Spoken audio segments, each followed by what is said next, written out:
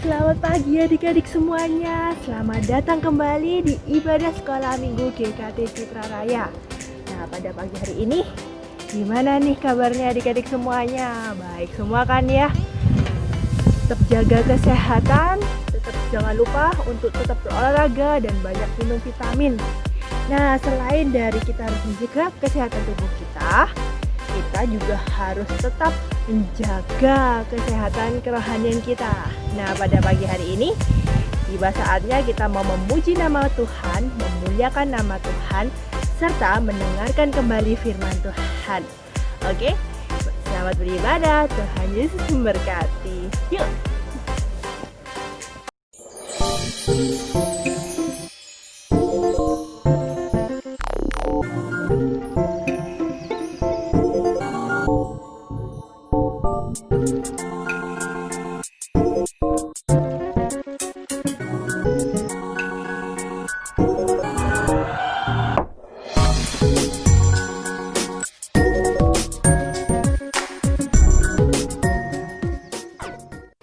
Selamat pagi adik-adik, Shalom.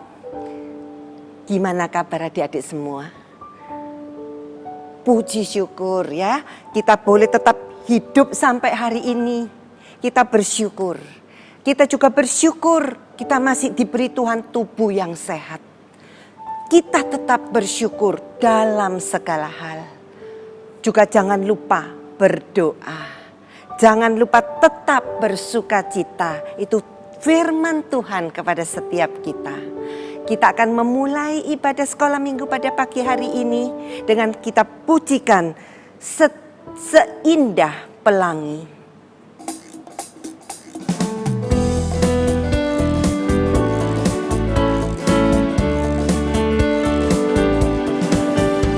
Seindah pelangi, secerah mentari, janjimu teruji, Engkau Yesus yang terpuji. Seindah pelangi, secerah mentari, janjimu teruji, Engkau Yesus yang terpuji.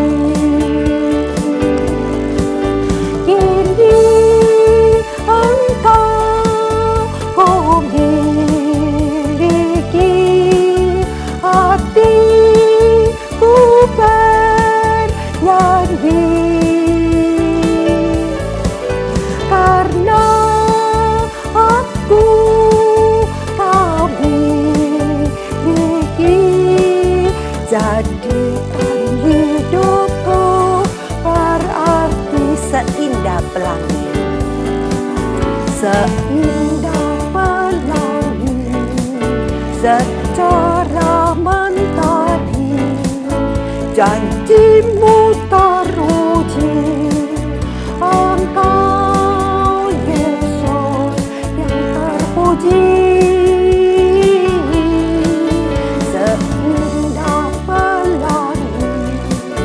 Secerah mentari, janjimu teruji, Engkau Yesus yang terpuji. Kini Engkau ku miliki, hatiku bernyanyi.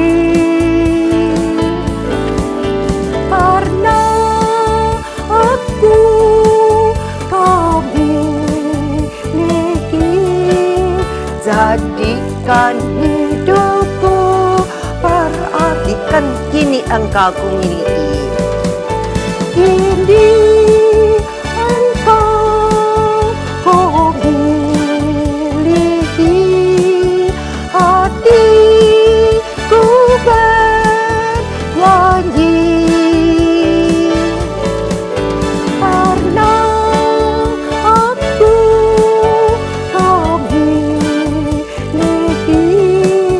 Jadikan hidupku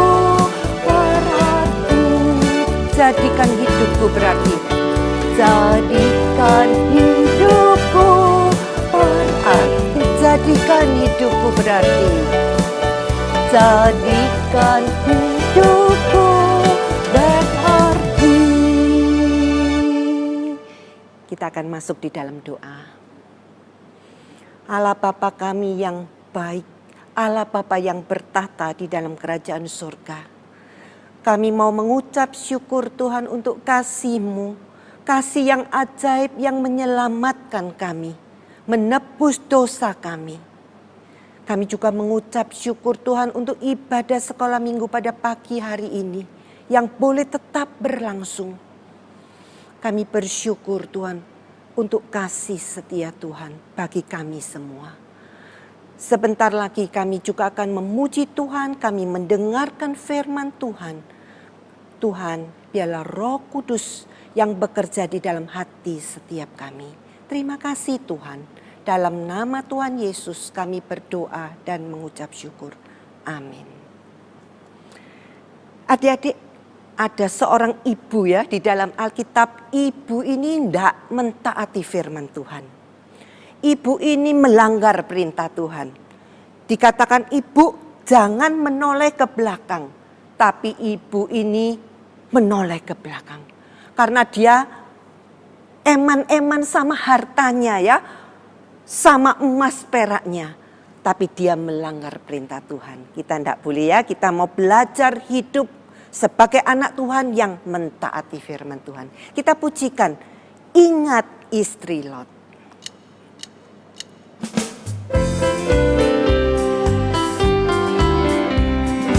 Ingat istri Lot, pentingkan harta dunia. Ingat istri Lot, lupakan Tuhan. Ingat istri Lot, penghukuman datang. Ingat istri Lot, jadi tiang garam. Sebentar. Kalau kita nanti jadi tiang garam, adik-adik di rumah berdiri ya. Jadi tiang garam itu seperti apa? Seperti patung. Kita berhenti sejenak menjadi seperti patung ya. Ayo kita nyanyikan sekali lagi. Ingat istri Lot, pentingkan harta dunia. Ingat istri Lot, lupakan Tuhan. Ingat istri Lot, penghukuman datang. Ingat istri Lot, jadi tiang garam. Ingat istri Lot, pentingkan harta dunia. Ingat istri Lot, lupakan Tuhan. Ingat istri Lot, penghukuman datang. Ingat istri Lot, jadi tiang garam. Sudah jadi patung semuanya? Masih ada bergerak? Patung tidak bergerak ya. Ayo sekali lagi kita nyanyikan lagu ini ya. Ingat istri Lot, pentingkan harta dunia. Ingat istri Lot, lupakan Tuhan. Ingat istri Lot, penghukuman datang. Ingat istri Lot, jadi tiang garam. Oke, semua sudah jadi patung ya. Ingat istri Lot yang melanggar perintah Tuhan ya. Sebentar lagi kita akan mendengarkan firman Tuhan adik-adik. Tapi kita akan siapkan hati kita dengan sebuah pujian. Hati-hati gunakan matamu.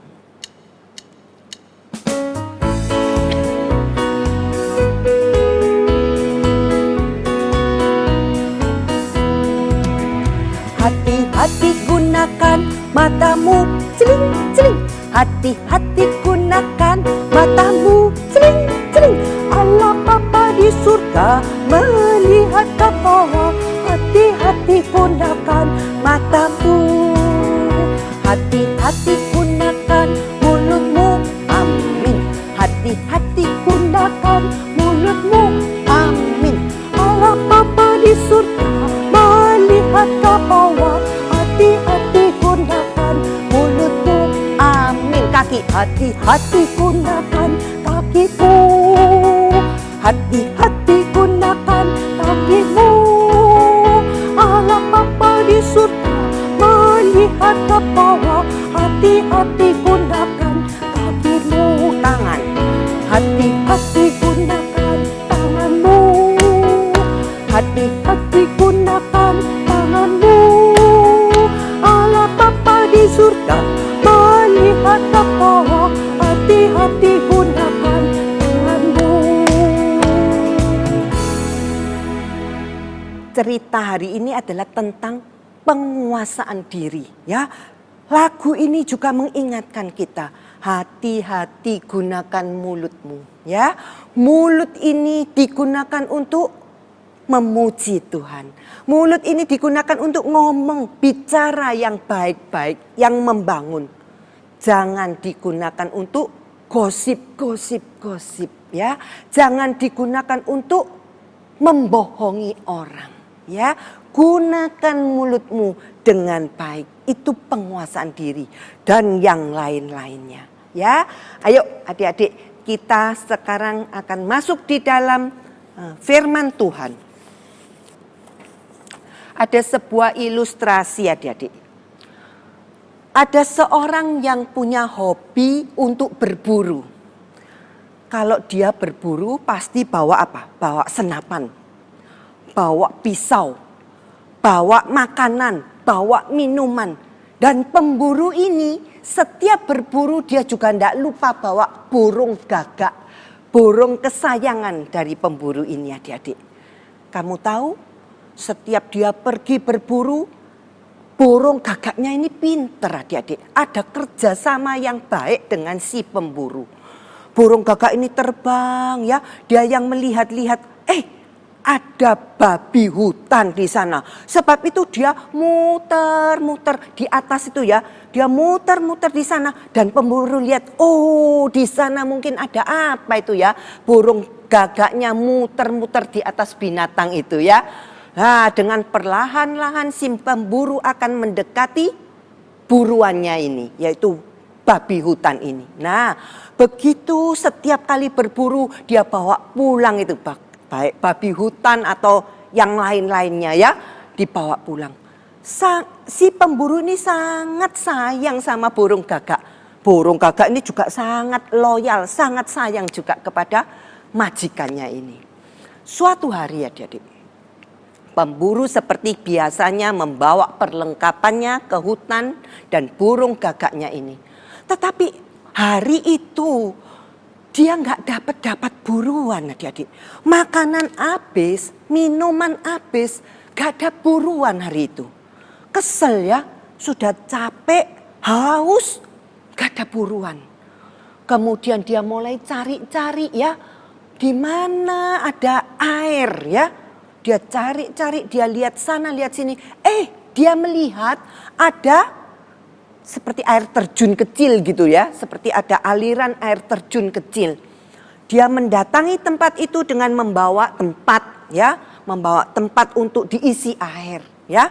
Setelah mendekati air terjun kecil itu dia membawa tempatnya dan dia ambil airnya, kemudian dia mau minum. Mau minum belum sampai di mulutnya, burung gagak ini menampar ini tempat air itu sehingga airnya tumpah semua, ya. Wah, pemburu ini bilang, "Hei, burung gagak, saya ini sudah haus, ya." Kemudian dia ambil lagi, ditaruh di tempatnya itu air terjun itu, ya. Air yang mancur itu dia taruh di tempatnya. Dia mau minum lagi adik-adik. Waktu dia mau minum lagi, burung gagak ini lagi adik-adik menampar itu tempatnya sehingga airnya tumpah lagi. Beberapa kali seperti demikian. Pemburu akhirnya marah adik-adik. Pemburu tidak bisa menguasai dirinya. Marah. Dia apa? Dia jatuhkan, kibaskan si burung gagak ini dengan kerasnya. Dan matilah si burung gagak. Setelah mati pemburu ini pikir, kenapa burung gagak ini terus membuang air yang akan saya minum? Dia melihat ke atas. Ada apa di atas itu? Waktu dia lihat di atas, di dalam aliran air yang mau turun ke bawah itu, nggak taunya di sana ada seekor ular besar, ular yang beracun mati di dekat aliran airnya itu adik-adik. Maka kalau pemburu itu minum air tadi, kemungkinan besar pemburu ini akan terkena racun daripada ular. Dan pemburu itu bisa meninggal. Burung gagak ini sebenarnya bermaksud baik, menyelamatkan tuannya. Tapi tuannya tidak ngerti, burung gagak juga nggak bisa ngomong. Yang ada adalah pemburu ini tidak bisa menguasai diri. Maka terjadi hal yang tidak baik, hal yang tidak diinginkan. Oleh sebab itu firman Tuhan hari ini mengingatkan kita, penguasaan diri itu penting.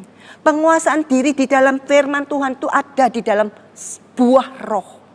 Ada kasih, ada sukacita, ada kemurahan, ya toh, kebaikan. Nah, salah satu adalah penguasaan diri.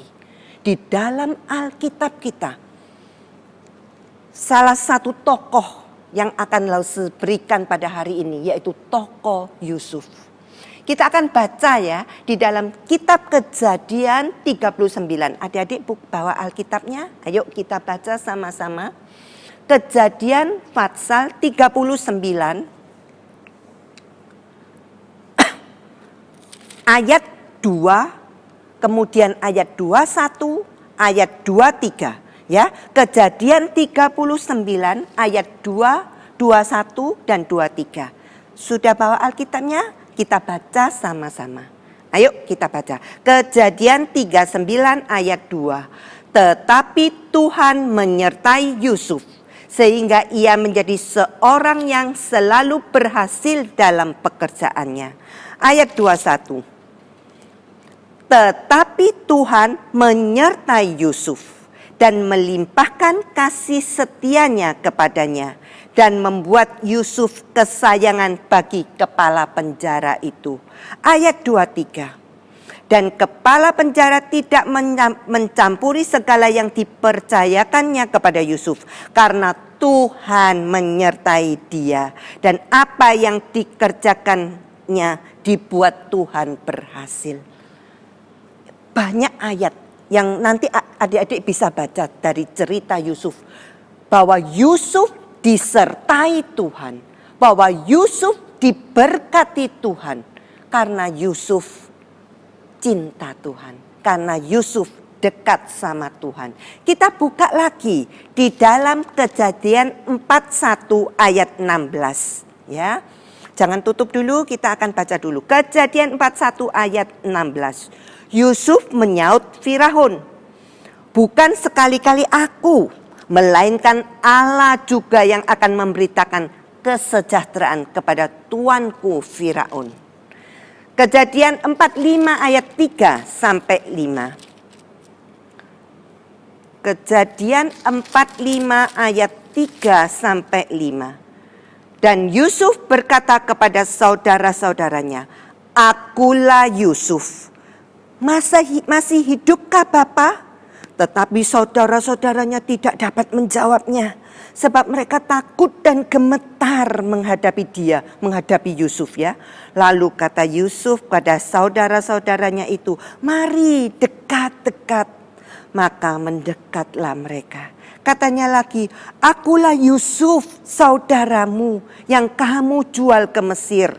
Tetapi sekarang janganlah bersusah hati dan janganlah menyesali diri karena kamu menjual aku ke sini. Sebab untuk memelihara kehidupanlah Allah menyuruh aku mendahului kamu.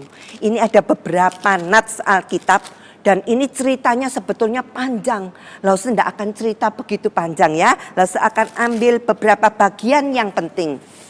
Lause akan tunjukkan kehidupan Yusuf di dalam gambar ini adik-adik. Lause akan bagi 3 bagian kehidupan Yusuf. Masa anak-anak Yusuf. Masa anak-anak Yusuf adalah masa kebahagiaan. Yusuf sebagai anak yang paling dicintai oleh papanya, yaitu Bapak Yakub. Kenapa Yusuf dicintai? Karena dia lahir dari istri yang paling dicintai oleh Yakub.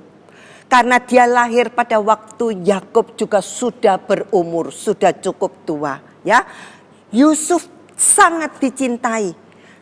Karena Yusuf juga dikatakan dia cakep orangnya, dia ganteng orangnya, ya.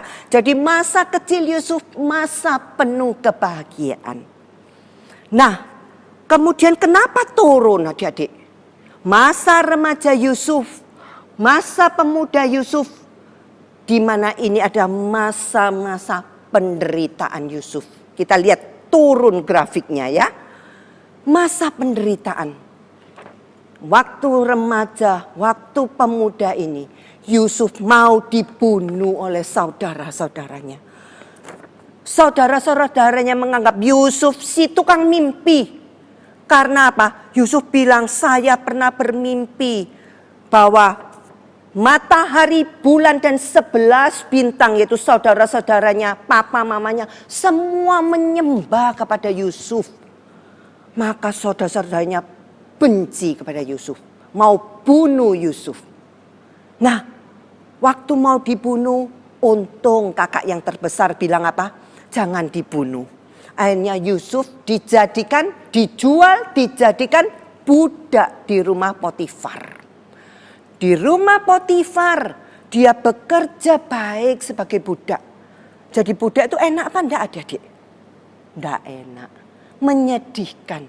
Kalau zaman itu jadi budak, majikannya marah, majikannya mau bunuh, mau pukul, enggak ada hukuman adik-adik. Ya, sebab itu jadi budak enggak enak, kerja keras. Tapi Yusuf melakukan itu dengan baik.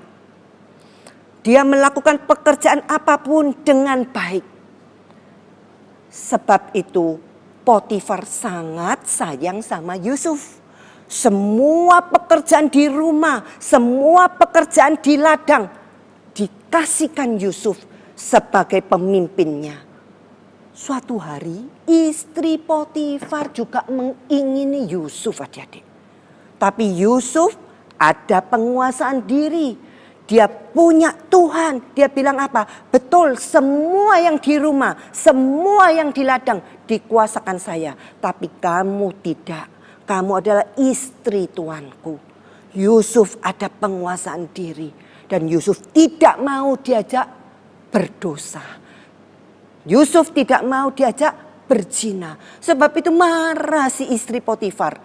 Memfitnah Yusuf. Yusuf dimasukkan penjara. Di dalam penjara kita lihat lagi. Apa-apa yang harus dilakukan oleh orang-orang penjara dilakukan dengan baik oleh Yusuf. Sehingga kepala penjara juga mengasihi Yusuf. Seperti tadi kita baca ya beberapa nats. Mengasihi Yusuf. Dan semua yang dikerjakan Yusuf berhasil karena diberkati Tuhan. Nah, di penjara itulah Yusuf ketemu sama pegawai Raja Firaun. Pegawai apa? Sebagai juru minuman dan juru makanan Firaun. Mereka mimpi dan mimpinya diberitahukan kepada Yusuf. Yusuf bisa mengartikan mimpi itu dengan benar. Bukan dengan kuat kuasa Yusuf, tidak. Yusuf mengakui sendiri dia bisa mengartikan mimpi karena Tuhan. Karena Allah yang menolong dia. Nah, waktu juru minuman dan juru makanan diartikan mimpinya dan itu betul. Juru makanan akhirnya harus dibunuh. Juru minuman dikembalikan di kerajaan Firaun, kerajaan Mesir Firaun. Nah, Yusuf berpesan kepada juru minuman, kalau kamu sudah keluar penjara, inget toh aku ya, gitu. Maksudnya Yusuf ya, tolong ngono aku lah, gitu ya. Tetapi juru minuman tuh lali ya, lupa. Setelah sudah sampai istana, pekerjaannya kembali enak, lupa sama Yusuf. Sampai kurang lebih 2 tahun adik-adik. Selama 2 tahun kemudian, Raja Firaun, rajanya orang Mesir, bermimpi. Mimpinya tuh aneh sekali adik-adik. Dia bermimpi, dia di dekatnya sungai Nil itu tiba-tiba timbul ada lembu. Lembu itu seperti sapi itu ya. Sapi yang besar-besar, gemuk-gemuk, ada 7 ekor. Sapi itu makan rumput dengan semangatnya ya. Seger-seger. Tapi di samping 7 gemuk itu ada kembali timbul 7 ekor sapi, 7 lembu itu yang kurus-kurus, yang buruk rupa gitu ya, yang jelek gitu.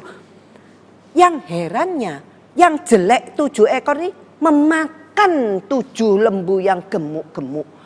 Firaun terjaga dari mimpinya. Apa ya ini ya? Apa ini? Kemudian dia tertidur lagi. Mimpi lagi adik-adik. Ada setangkai bulir gandum gitu ya. Ada 7 bulir gandum yang gemuk-gemuk juga. Yang besar-besar itu ya. Dan kemudian ada 7 bulir yang kurus-kurus. Dan kurus-kurus ini mencaplok yang gemuk juga. Kan aneh ya. Mirip-mirip gitu loh ya. Wah, si Raja Mesir ini akhirnya bilang, perintahkan, ayo, mana itu paranormal, dukun-dukunnya orang Mesir. Orang Mesir percaya dukun-dukun adik-adik ya. Mana, panggil sini supaya bisa mengartikan mimpi saya. Semua dipanggil tapi semua tidak ada yang bisa mengartikan mimpi Raja Firaun. Saat itulah juru minuman raja ingat di penjara itu ada Yusuf yang bisa mengartikan mimpi. Dia bilang sama Raja Firaun, di penjara itu ada Yusuf yang bisa mengartikan mimpi. Panggil sini. Dipanggillah Yusuf menghadap Raja Firaun. Lalu percaya, sebelum dia mengartikan mimpi pasti dia berkomunikasi dengan Tuhan lebih dahulu. Mungkin kalau kita berdoa lebih dahulu ya. Minta hikmat Tuhan. Minta pertolongan Tuhan. Betul adik-adik. Yusuf ditolong Tuhan. Diberi hikmat Tuhan. Mengartikan Raja Firaun. Raja dikatakan bahwa ada 7 masa keemasan. 7 tahun keemasan. Sehingga dalam 7 tahun ini kita harus terus panen raya, membuat lumbung-lumbung, membuat gudang-gudang, karena kita akan mengalami zaman keemasan, panen yang luar biasa sukses. Kemudian disambung lagi dengan 7 tahun paceklik, 7 tahun penderitaan, tidak ada panen, tanaman semua mati, kekeringan, bencana. Itu adalah 7 tahun penderitaan. Wah, Raja Firaun senang, lega. Maka dia mengangkat Yusuf menjadi mangku bumi. Mungkin kalau mangku bumi itu ya anggap saja dia orang keduanya Raja Firaun ya. Kamu yang mengatur semuanya. Luar biasa Yusuf. Yusuf membuat lumbung-lumbung di mana-mana. Membuat gudang-gudang di mana-mana. Dan semua disimpan. Panen raya disimpan. Akhirnya pada 7 tahun penderitaan. 7 tahun paceklik. Semua habis. Semua kelaparan. Nah, yang dari lumbung ini mulai dikeluarkan. Jangan sampai rakyat kelaparan. Tidak terkecuali dengan saudara-saudara Yusuf. Papanya Yusuf yaitu Bapak Yakub dan keluarganya. Mereka juga mengalami masa-masa penderitaan. Masa-masa paceklik. Akhirnya Bapak Yakub bilang kepada saudara-saudaranya, anak-anaknya, kamu pergi ke Mesir. Belilah makanan di sana. Untuk kita bisa makan. Sampai di Mesir adik-adik. Yusuf melihat saudara-saudaranya datang. Yusuf langsung hatinya bagaimana? Campur aduk.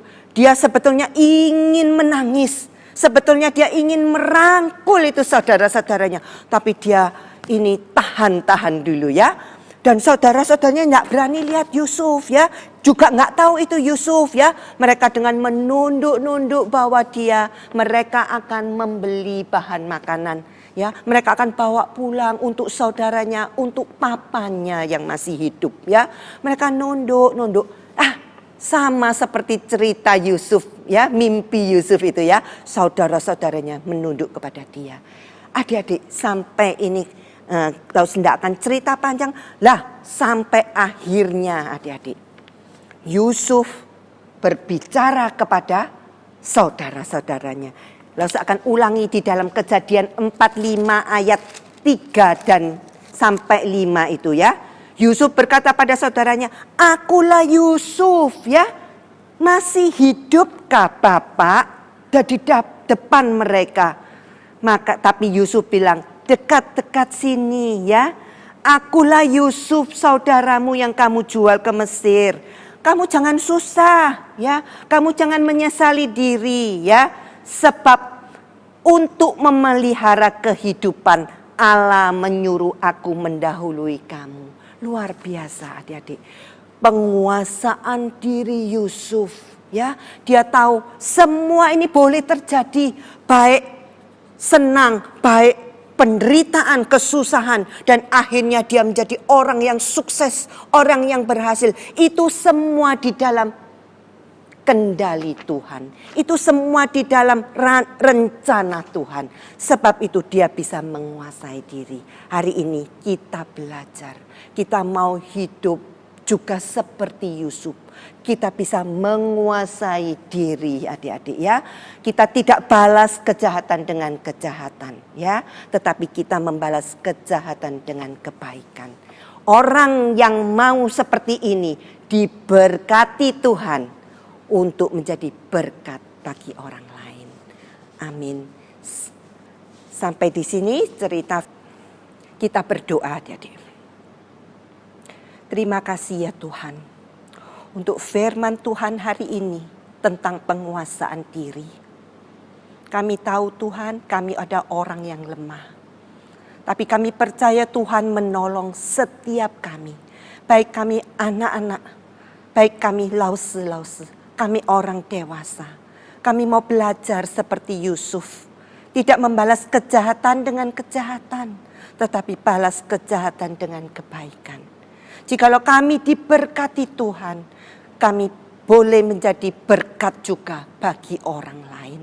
Tolong kami Tuhan, Engkau menguasai kehidupan kami, menguasai mulut kami, menguasai mata kami, menguasai tangan, kaki, telinga kami. Untuk kami hidup menyenangkan hati Tuhan. Dalam nama Tuhan Yesus kami berdoa. Amin. Kita akan memberikan persembahan dengan tulus ikhlas, kita memberikan kepada Tuhan. Kita bisa melihat persembahan boleh ditransfer di bawah ini. Terima kasih adik-adik sudah mendengarkan firman Tuhan dan Tuhan memberkati kita semua. Sampai jumpa. Nah adik-adik, ibadah sekolah minggu sudah selesai. Kita sudah memuji nama Tuhan, kita mendengarkan firman Tuhan. Tapi firman Tuhan jangan cuma didengar saja. Kita harus lakukan dalam kehidupan kita sehari-hari agar kita selalu menjadi anak-anak Tuhan yang selalu memuliakan nama Tuhan.